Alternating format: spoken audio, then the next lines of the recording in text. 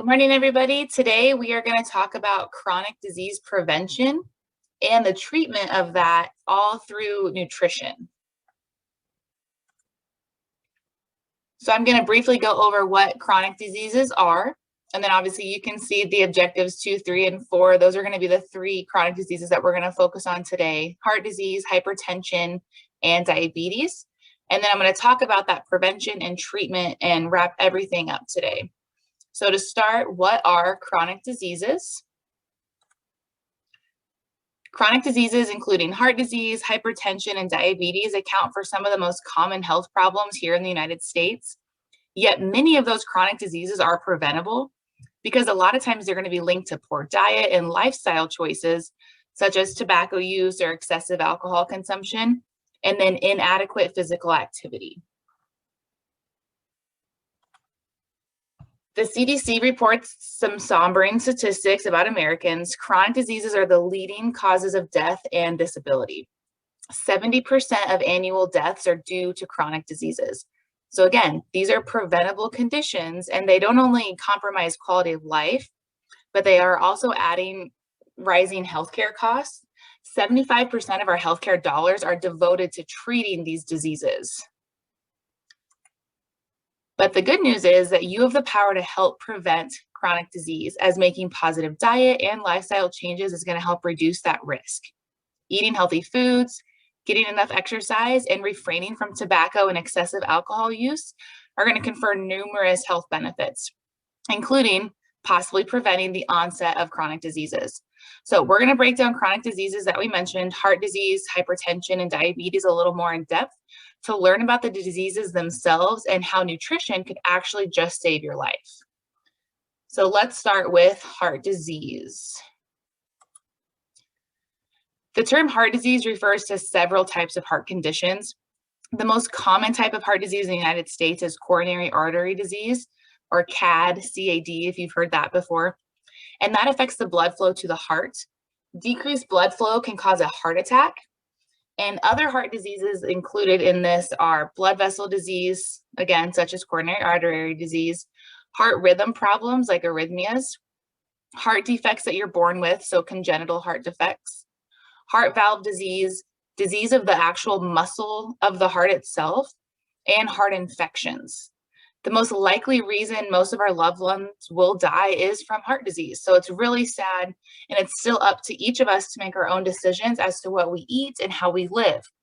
But we have to make these choices consciously, educating ourselves about the predictable consequences of our actions. So we're going to get into a little bit of some research. So in 1953, a series of 300 autopsies were performed on U.S. battle casualties of the Korean War. The average age was 22, and 77% of their hearts had gross evidence, meaning visible to the eye evidence, of coronary atherosclerosis, and that's the hardening of the arteries. Some of them had vessels that were clogged off 90% or more. This showed that those changes appeared in the coronary arteries years and decades before the age at which coronary heart disease becomes basically a clinically recognized problem, before symptoms even arise. So again, the average age was 22. They had 90% more clogged vessels. 77% of them actually showed hardening of their arteries already, before that typical age where we start to see symptoms of heart issues. So, knowing what I just told you, how young does it actually go? At what age can signs of the atherosclerosis actually be found? Well, fatty streaks, which is the first stage of it, were found in the arteries of 100% of kids by age 10. What's accounting for this buildup of plaque even in childhood? Well, in 1972, they got their first clue. And this is the now famous Bogalusa heart study, if you've heard of that, looking at autopsies of those that were dying between the ages of 3 years old to 26. And the number one risk factor was cholesterol. So you could see the stepwise increase in the amount of their arteries covered in fatty streaks as the level of bad cholesterol in the blood also increased. Now, as powerful as this was only looking at 30 children. So they decided to study 3,000. So they went from looking at 30 kids to 3,000. And these were 3,000 accidental death victims, and they were between the ages of 15 through 34. After thousands of autopsies, they produced a scoring system, and they were able to predict advanced atherosclerotic lesions in the coronary arteries of young people. So the higher the score, the higher the likelihood that you had these lesions growing in your heart, basically. So sorry to get a little gruesome to start us off here, but so if you're in your teens, 20s, early 30s, and you smoke, your risk is going to go up a point. If you have high blood pressure at a young age, that's 4 points. If you're, let's see another example. If you're an obese male, that's 6 points. But high cholesterol is the worst. If you're non-HDL cholesterol, meaning your total cholesterol minus your good cholesterol is above like 220, that's like 8 times worse than smoking. So let's say you're a young woman with relatively high cholesterol, but you don't smoke. You're not overweight. Your blood pressure and your blood sugars are just fine. At your sweet 16, there's just a few percent chance you already have advanced atherosclerotic lesions in your heart. But if you don't improve your diet by your 30th birthday, there is a 1 in 5 chance that you have some serious heart disease. And if you have really high cholesterol, it could be closer to 1 in 3. In our hearts, it's a heart attack. In our brains, it's a stroke. In our extremities, it could mean gangrene. In our aorta, that could be an aneurysm. So all of these different things are affecting us, but cholesterol is a really big one on this scaling system that they've used. So again, this is a nutrition seminar, right? So what does nutrition have to do with heart disease? And it's actually a lot. You can reverse heart disease with a plant-based diet, but we don't have to wait until our first heart attack to start reversing the clogging of our arteries. We can start reversing our heart diseases right now. We can start reversing heart disease in our kids tonight. When researchers took people with heart disease and put them on the kind of plant-based diet followed by populations that don't get epidemic heart disease, their hope was that it might slow the disease process down, maybe even stop it. But instead, something else happened. The disease actually started to reverse, and it got better. As soon as patients stopped eating artery clogging diets, their bodies were able to start dissolving some of the plaque away. It opened up their arteries without drugs, without surgery, suggesting that our bodies want to heal. That's all they want to do, is they want to keep us alive, but we just never really give it the chance. Improvement in blood flow is another one to the heart muscle itself. And after just 3 weeks of eating this plant-based diet, improvement in blood flow to the heart itself was occurring. So reversing heart disease, it used to basically not even seem possible. Drugs were always the first thing written by doctors to prescribe to slow the progression. And then surgeries performed to kind of help the clogged arteries to relieve some of those symptoms, like literally bypassing the problem. But the disease was expected to worsen until you died. So today, we now know that as soon as you stop eating an artery clogging diet, our bodies will start to heal themselves. And in many cases, opening up the arteries without drugs or surgery. Again, heart disease is a leading killer, and it can be reversed with the lowest tech approach ever, diet and lifestyle. There are all these fancy new anti-anigna, anti-chest pain drugs out there, and they cost thousands of dollars a year. But at the highest dose, you might be able to prolong, for as long as 33.5 seconds. So that's just crazy to me. It doesn't look like choosing the drug route is going to be the way to go when focusing on plant foods diets is going to be the best. So what would you be eating then? So fruits, vegetables, starchy vegetables too, whole grains, healthy fats, legumes, seeds, unsweetened plant-based milks, and plant-based protein. So things we've talked about already throughout the weeks of these seminars. Now, whole foods, plant-based diet does not mean low carb. We now have studies that have measured the impact of low carb diets on arteries directly.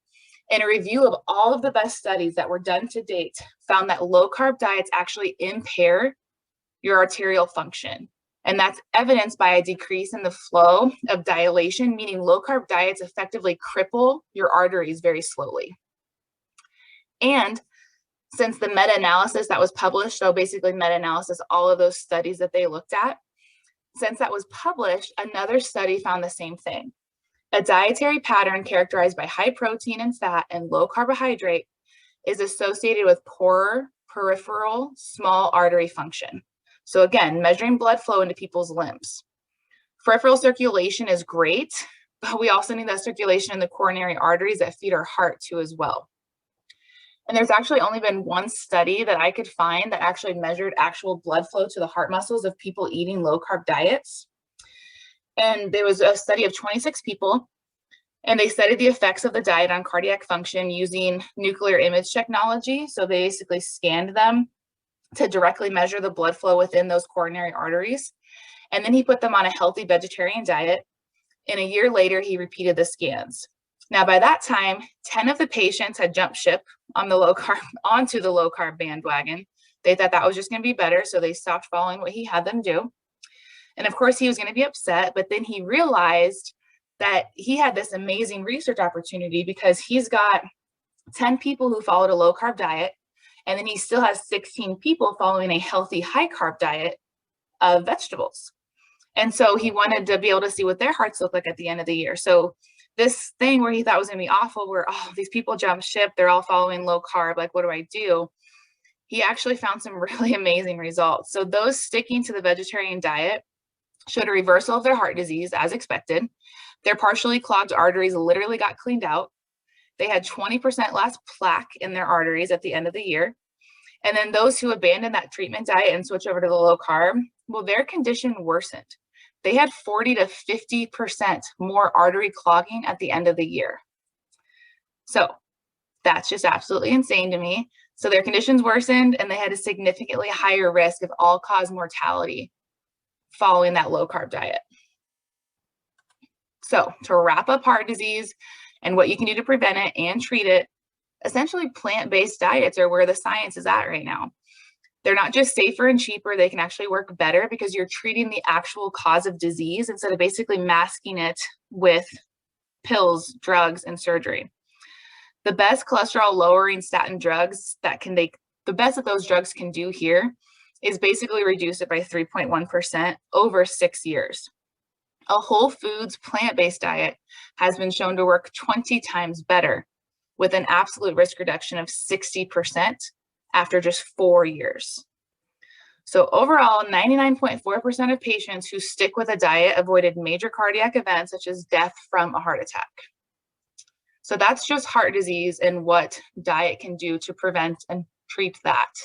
So let's move on to hypertension. So the number one risk factor for death in the world is high blood pressure. It affects 78 million Americans. That's 1 in 3 adults. High blood pressure lays waste to 9 million people worldwide every single year. It kills so many people because it may contribute to deaths from a variety of causes: aneurysms, heart attacks, heart failure, kidney failure, and stroke. Increased blood pressure can also put a strain on the heart and damage the sensitive blood vessels in our eyes and our kidneys. That causes bleeding in the brain, and it can even lead to certain arteries to balloon and rupture. The fact that hypertension is able to damage so many organ systems and increase the risk of heart disease and stroke, 2 of our leading killers, explains why hypertension is the number 1 killer risk factor worldwide. So as you age, your blood pressure tends to get higher and higher. High blood pressure, like wrinkles or gray hair, is that just inevitable consequences of aging? No, we've known for nearly a century that that's not true. Based on studies of population in areas like rural China, where average blood pressures remain around the ideal 110/70 their entire lives. Their plant-based diets may have played a factor, given that the only population in the Western world that enjoys such low average pressures may be eating strictly plant-based. And of course, lower is going to be the better. The whole 140/90 cutoff is a little bit arbitrary. Even people who start out with blood pressures under 120/80 benefit from blood pressure reduction. So if you went to your doctor with blood pressure of 120/80, you're going to get a gold star. But the ideal blood pressure, the no benefit from reducing it further blood pressure, is actually 110/70. So a lot of people don't even think that's possible to get their blood pressures down that low.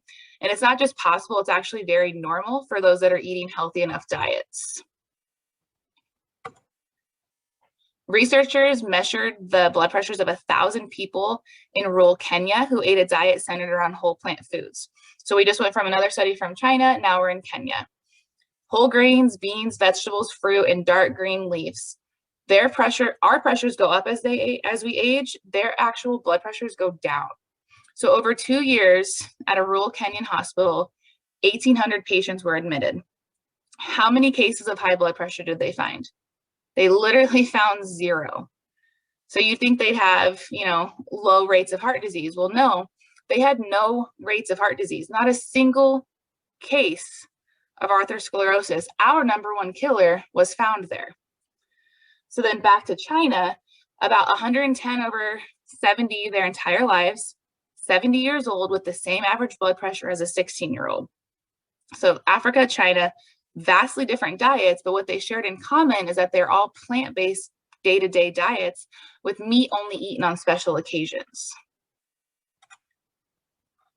The American Heart Association, the American College of Cardiology, and the Centers for Disease Control and Prevention all recommend as the first line of treatment, lifestyle modification. And if that doesn't work, you start the patient on a diuretic or a water pill, and then you keep piling on all of these meds until you get their blood pressure down. Commonly, people are going to end up on 3 drugs. The researchers are experimenting with 4 at a time, and some people even end up with 5. So why not jump straight to the drugs? Well, they don't treat the underlying cause, and they can cause side effects. Less than half of patients stick with even the first line of drugs, perhaps due to the adverse effects that come with it, like fatigue and muscle cramps too as well. So what are the recommended lifestyle changes? It's controlling your weight, salt, alcohol intake, and then engaging in regular exercise and adopting a DASH eating plan. So does the American Heart Association recommend a no meat diet? Well, no, they recommend a low meat diet, the so-called DASH diet. If you've heard of this before, it was explicitly designed with the number one goal of capturing the blood pressure lowering benefits of a vegetarian diet, yet containing enough animal products to make it palatable to the general population. Because most people see vegetarian diets and they're like, no thanks, I'll take a cheeseburger. So high blood pressure may be a choice. We can continue eating that artery busting Western diet that we all have right now, or we can choose to take off the pressure by centering our diet around unprocessed plant foods. Another study showed that vegetarian diets are good, but strictly plant-based diets may be better. Vegetarian diets in general confer protection against cardiovascular diseases, some cancer, and death. And completely plant-based diets, vegan diets, offer protection for obesity, hypertension, type 2 diabetes, and heart disease mortality too as well. Getting very study and sciencey on you, so hopefully you're still with me. So there was a study on 89,000 people. Those eating meat-free diets appeared to cut their risk of high blood pressure 55%. But those eating meat-free, egg-free, and dairy-free had 75% lower the risk. They're getting much more fiber and potassium-rich foods and less saturated fat. Even just adding fruits and vegetables to the diets of people with hypertension, they can lower their systolic blood pressure, the top number, by 7 points. That's the kind of blood pressure improvement you might get from losing 10 pounds just by eating more fruits and vegetables. So then if you combine that with a drop in meat consumption, not only doubling fruit and vegetable intake, but combining that with trying to slash all the saturated fat and cholesterol from meat, you can cut your blood pressures by 11 points. So our last one, let's move on to diabetes. Type 2 diabetes has often been referred to as the 21st century's Black Death in terms of its exponential spread around the world and all of the devastating health impacts that comes with it. But instead of the bubonic plague, though, its pathological agents may be high fat and high calorie diets, of course. Type 2 diabetes is characterized by defects in both insulin secretion and insulin action, and saturated fat appears to impair both. Type 2 diabetes, however, is almost always preventable, often treatable, and sometimes even reversible through diet and lifestyle changes. Like the other leading killers, especially heart disease and high blood pressure, Type 2 diabetes may be an unfortunate consequence of dietary choices, but there is hope, even if you already have it. Through lifestyle changes, you can be able to achieve a complete remission of type 2 diabetes, even if you've been suffering with it for decades. So after about age 20, we may all have the insulin-producing beta cells that we're ever going to have in our pancreas. And so if we lose them, we might actually lose them for good. Autopsy studies show that by the time type 2 diabetes is diagnosed, we may have already killed off half of our beta cells. Saturated fats are harmful to beta cells. They're harmful to insulin-producing cells in our pancreas too as well, and cholesterol. So the uptake of bad cholesterol, or LDL, that can cause beta cell death as a result of free radical formation. So diets that are rich in saturated fats not only cause obesity and insulin resistance, but the increased levels of the circulating free fats in the blood, those can cause beta cell death, and that's what can contribute to all of that beta cell loss that you see in type 2 diabetes. And this isn't just based on test tube studies. This is actually people who are still living that they've looked at these studies for.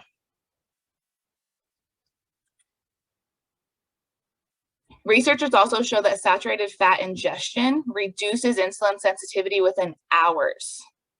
So insulin secretion failed to compensate for insulin resistance in people who ingested saturated fat. So this implies that saturated fat impairs beta cell function as well, again, within just hours after going, with eating basically just food right into your mouth.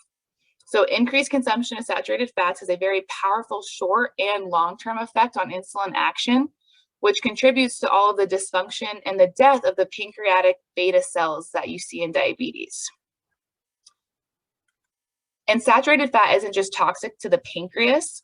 The fats that are found predominantly in meat and dairy, chicken and cheese are the two main sources in the American diet. Those are almost universally toxic, whereas the fats found in olives, nuts, and avocados are not. Saturated fat has been found to be particularly toxic to the liver cells in the formation of fatty liver disease. So you expose human liver cells to plant fat and nothing's going to happen. If you expose liver cells to animal fat and a third of them die, that can explain why higher intakes of saturated fat and cholesterol are associated with non-alcoholic fatty liver disease. So you never have to drink a drop of alcohol and you can still have that formation of fatty liver disease. By cutting down on saturated fat consumption, we may be able to help interrupt that entire process. So that's definitely something that we need to look more into. And after controlling for weight and alcohol and smoking and exercise and family history, diabetes incidence can be significantly associated with proportion of saturated fat in our blood. So doing all of these different things, if you're take out weight and alcohol and smoking and exercise in a person's family history, the incidence of diabetes is still very significantly associated with saturated fat in our blood. So what causes diabetes? The consumption of too many calories rich in saturated fats. It's literally as simple as that. Now, just like everyone who smokes doesn't develop lung cancer, everyone who eats a lot of saturated fat doesn't develop diabetes. There is a genetic component too. But just like smoking can be said to cause lung cancer, high-calorie diets rich in saturated fats are currently considered the cause of type 2 diabetes. And again, eating a diet that emphasizes all you can eat greens, vegetables, beans, and some whole grains, nuts, and seeds, basically 90% plant-based, is going to be key. So at least one big salad every day, like a pound of raw greens. You got vegetable bean soup, handful of nuts and seeds, fruit at every meal, cooked greens, some whole grains, and no refined grains, junk food, or oil, and a restriction on animal products. So with that study, 13 diabetic men and women stuck to that diet for an average of 7 months. Their hemoglobin A1C is considered the best measure of blood sugar control. So below 6 is going to be normal, non-diabetic, but the official target is to get diabetics at least down to a 7. And anything above 7 is uncontrolled diabetes. So here's where they all started after having diabetes for an average of more than 7 years. And then they started plowing into the plants. So month 1 through 7, after those 7 months, their average A1C dropped from a diabetic 8.2 on average again, down to a 5.8. The majority dropped down to normal, And this was after dropping most of their medications too as well. Now that was just a pilot study, just a handful of people. And they still found, like, the magnitude of the effect that they found indicates that such a high nutrient density diet can be very effective for some people. But plant-based diets are relatively lower calorie diets. So maybe their diabetes just got better because they lost so much weight. To tease that out, what you need to do is a study where you switch people to a healthy diet, but force them to eat so much food that they don't lose any weight. And then see if plant-based diets have specific benefits beyond just, easy weight loss. Well, they did such that study. Subjects were weighed every single day, and if they started losing weight, they had to eat more. So much more food that some people were complaining about eating more salads. So when I say eating more food, they were given more vegetables and whole grains. So 0 weight loss happened, and they were on a plant-based diet, and overall insulin requirements were cut by 60%. Half the diabetics were able to get off their insulin altogether, and no changes in their weight. That happened in 16 days, not years, not months. That literally happened in just 16 days. They saw these results. So diabetics who've had diabetes for as long as 20 years, injecting 20 units of insulin a day, and then 16 days later, they can be completely off their insulin altogether because of a plant-based diet, and they didn't lose any weight. People who eat a plant-based diet have been found to have just a small fraction of diabetes rates seen in those who regularly eat meat. So as diets become increasingly plant-based, there appears to be a stepwise drop in diabetes rates too as well.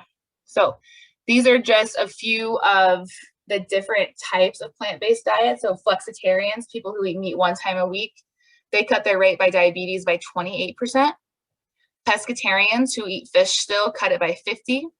Vegetarians, all meat, including fish, no, not eating any of that. They cut their rate of diabetes by 61%. And then vegans cut their rate of diabetes by 78%. So let's wrap this up. So just to kind of throw something fun at you too here as well. The most comprehensive and systematic analysis of causes of death ever undertaken allows us to answer questions like, how many lives could we save if people cut back on soda? Well, the answer to that is 299,521 lives. Soda isn't just bad because it's empty calories, so it's not a health promoting food. It's an actively death promoting food. And of course, it's not as deadly as bacon or bologna or ham or hot dogs. That actually can contribute to 800,000 people every year, killing twice as many women in domestic violence, 5 times more people than all of the illegal drugs combined. But eating more whole grains can save 1.7 million lives every year. If people could eat more vegetables, 1.8. If only we ate more nuts and seeds, 2.5. And fruit is apparently what the world needs most. 4.9 million lives could be saved. And that's not with curing things with drugs and vaccines. The cure is eating more whole grains and vegetables, nuts and seeds and fruits. So that's just a fun little fact to show you all of these studies that researchers are always doing, like how people are dying, autopsies, different things like that. They're able to come up with these numbers of deaths per year and how many lives could be saved per year if we switched certain lifestyle habits.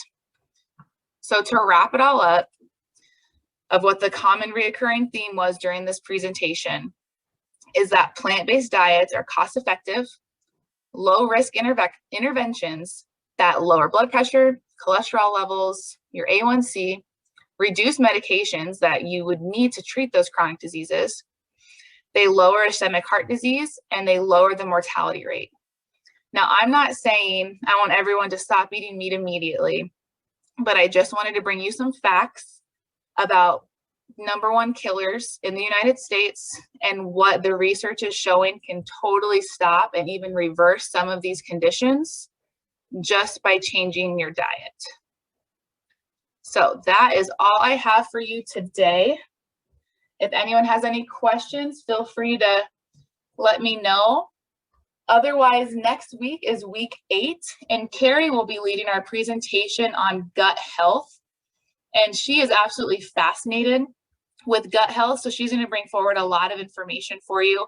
A lot of it is going to align with what I talked about today, where we need to not be so quick to get prescriptions and drugs to take care of issues we may be having. And it could be things that we're eating that are causing us so much issues. And our gut actually is in so much more control of things than we think about. So get very excited for her presentation next week, because I know I am.